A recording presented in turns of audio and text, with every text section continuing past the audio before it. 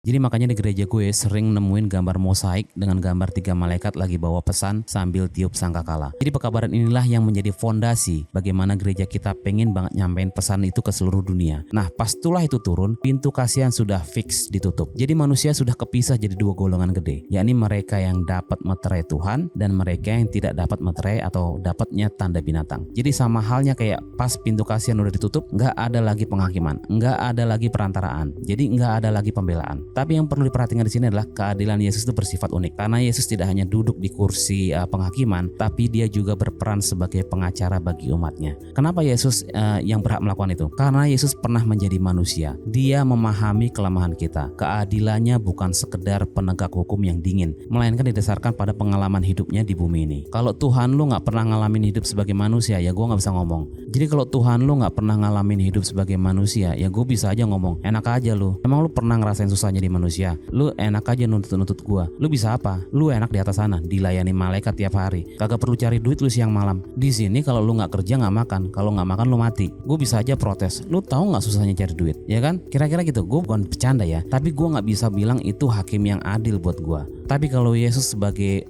penuntut gua, sebagai pembela gua, ya gue pasti senang dong. Karena dia pernah ngalamin sebagai manusia. Dia tahu kita sebagai apa. Karena dia sebagai hakim, dia tahu susahnya hidup sebagai manusia. Itulah keadilan. Coba lihat ditegur sama anak presiden yang nggak pernah hidup susah dan dia selalu berkecukupan. Terus dia ngajarin lu soal bertahan hidup. Pasti lu gak demen kan? Tahu apa lu bocah? Pasti lu gitu kan? Jadi Yesus adalah hakim yang adil karena dia memberikan setiap kesempatan bagi manusia untuk selamat. Namun dia juga menghormati kehendak bebas manusia untuk memilih termasuk untuk menolak dia. Hebatnya Yesus jugalah yang membela kita. Ini bukan advokat yang harus dibayar ya. Justru dia memberikan jaminan nyawanya sendiri. Jadi kurang apa coba? Jadi kalau lu nolak pembelaan Yesus, artinya lu sendiri yang minta dipenjara. Jadi jangan bilang Yesus gak memberikan pilihan ke kalian ya. Pembelaan ini hanya berlaku jika kalian menyewa jasanya melalui iman.